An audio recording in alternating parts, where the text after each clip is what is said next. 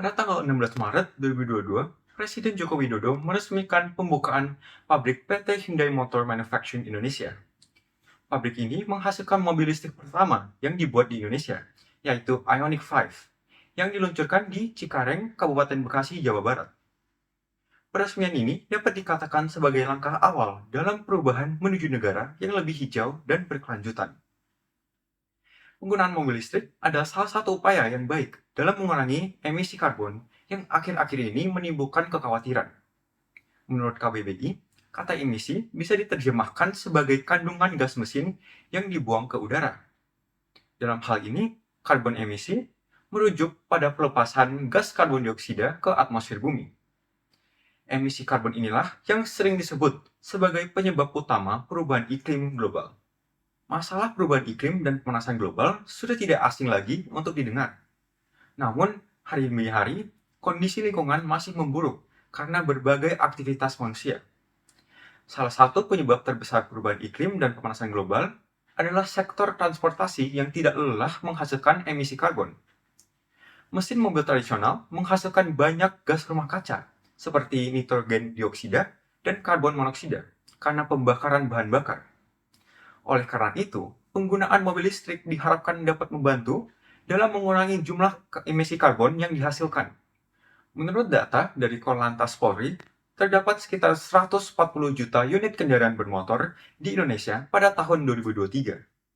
Jakarta sendiri, yang luas daratannya hanya 661,5 km persegi, memiliki 22 juta unit kendaraan bermotor, atau sekitar 14% dari seluruh unit yang ada di Indonesia.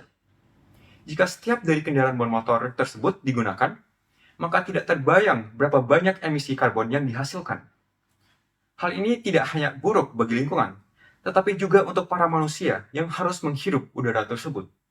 Berbeda dengan mesin kendaraan motor tradisional, mobil listrik tidak menggunakan bahan bakar untuk beroperasi. Bahan bakar kendaraan adalah salah satu contoh dari sumber daya alam yang tidak bisa diperbarui.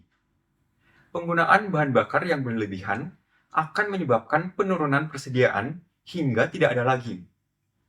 Sebaliknya, mobil listrik menggunakan energi listrik yang dapat dihasilkan dari sumber daya alam terbarui, seperti tenaga air dan tenaga udara, sehingga lebih berkelanjutan untuk masa yang akan datang.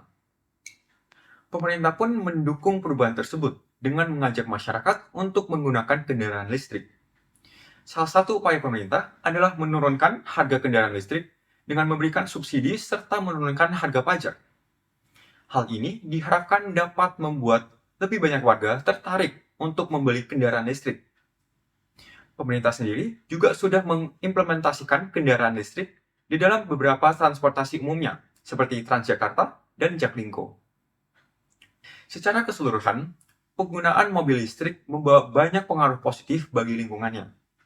Mobil listrik tidak hanya mengurangi jumlah emisi karbon yang dihasilkan, tetapi juga lebih berkelanjutan dibandingkan dengan mobil yang menggunakan bahan bakar. Dengan emisi karbon yang lebih sedikit, kita bisa menghirup udara yang lebih bersih. Pemerintah juga menghimbau masyarakat untuk lebih peduli akan lingkungan sekitarnya demi kebaikan bersama. Menggunakan mobil listrik tentunya bukan satu-satunya cara untuk mengurangi perubahan iklim dan pemanasan global. Masih terdapat berbagai cara yang bisa kita lakukan dan implementasikan dalam kehidupan sehari-hari kita. Salah satunya adalah mengurangi penggunaan listrik dengan mematikan lampu ataupun peralatan elektronik lainnya saat tidak dibutuhkan. Selain itu, penggunaan kendaraan bermotor bisa dikurangi sebisa mungkin dengan menggunakan sepeda ataupun alat transportasi publik. Sekian sedikit yang bisa saya sampaikan pada hari ini. Terima kasih sudah mendengarkan.